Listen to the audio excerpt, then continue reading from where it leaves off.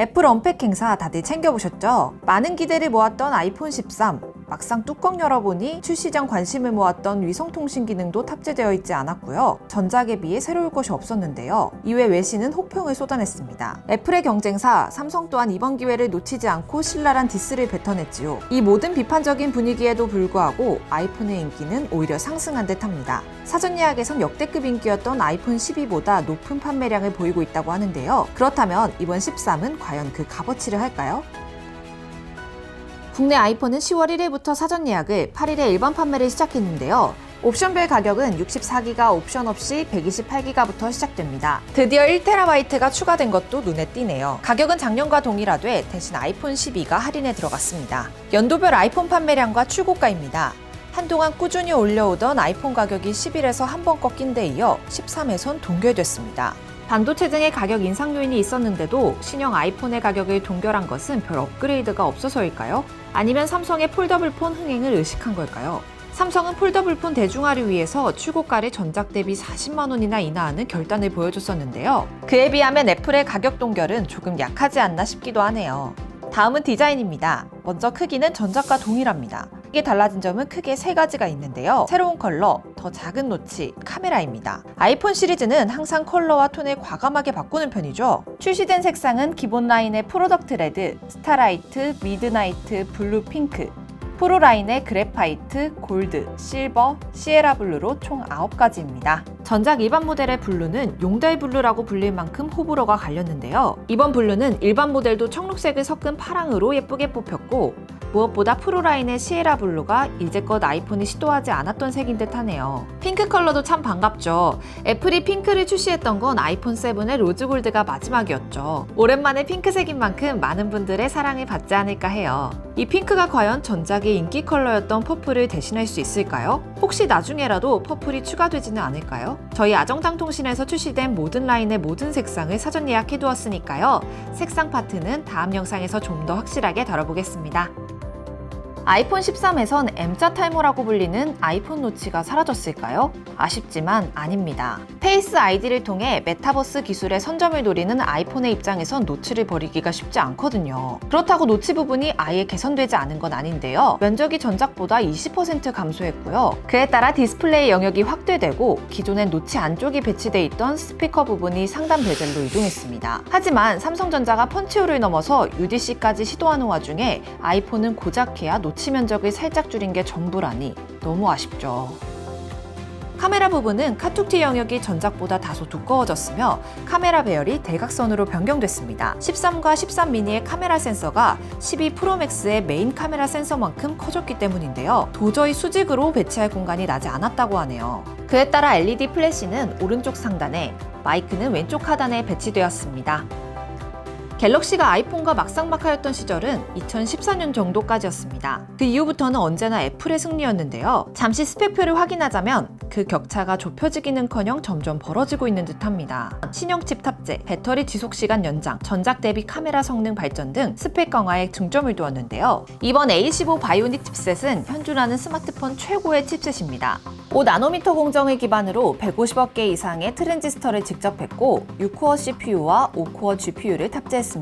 애플은 아이폰 13 모델의 경우 주요 경쟁 제품 대비 최대 30%, 프로 모델의 경우에는 최대 50% 빠른 그래픽 성능을 낸다고 말했는데요. 전작 대비 싱글코어 점수는 약 10%, 멀티코어 점수는 약 20% 향상된 것으로 보입니다. 그래픽 성능을 나타내는 메탈 점수도 눈에 띄게 오른 것을 확인할 수 있는데요. 프로 라인에선 약 55% 상승을 이뤘습니다.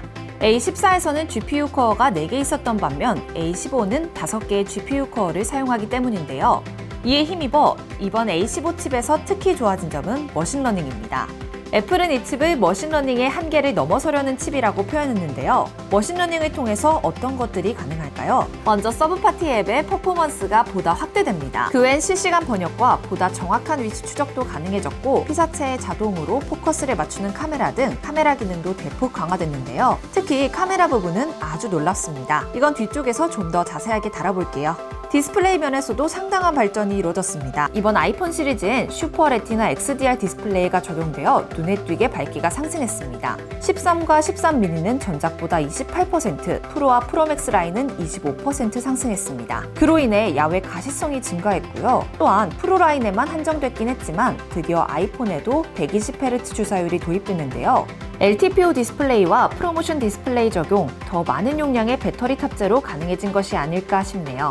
안드로이드 플래그십은 이미 120Hz를 누리고 있었던 만큼 다소 늦지 않았나 싶기도 합니다. 다만 애플은 확실한 기술이 아니면 적용하지 않는다는 느낌이 있어서요. 안드로이드의 120Hz가 겪는 고질적인 빠른 배터리 소모 문제를 어느 정도 잡고 나오지 않았을까 기대가 되기도 합니다. 그럼 배터리에 대해 좀 더 알아보실까요? 아이폰 13이 Z 플립 3에게 감성으로 밀릴지도 모를 때 그에 맞설 수 있는 가장 큰 무기는 3가지. 칩셋, 카메라, 배터리일 것입니다. 특히 배터리는 Z 플립 3와 비교했을 때 8시간가량 더 사용할 수 있었는데요. 더 커진 배터리 용량 덕분에 아이폰 13은 써도 배터리가 닳지 않는 느낌을 줄 정도로 긴 배터리의 시간을 자랑합니다. 미니와 프로는 전작 대비 최대 1.5시간, 일반과 프로맥스는 최대 2.5시간 증가했거든요.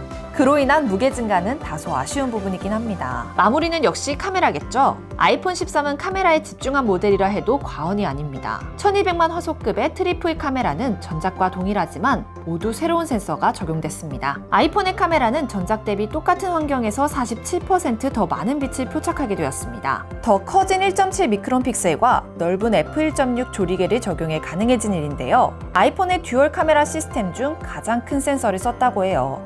아이폰 13 미니 같은 작은 기종에도 이걸 적용했다니 아주 놀랍지 않나요? 그뿐만 아닙니다. 아이폰 12 프로 맥스에 적용했던 센서 시프트 광학 이미지 흔들림 보정 기능을 13의 전 라인업으로 확대 적용했습니다. 벌써 이만한 차이가 나는데 프로 라인으로 가면 얼마나 더 큰 차이가 있을까요? 아이폰 13부터는 카메라가 일반형과 프로형으로 완벽하게 이원화되었습니다.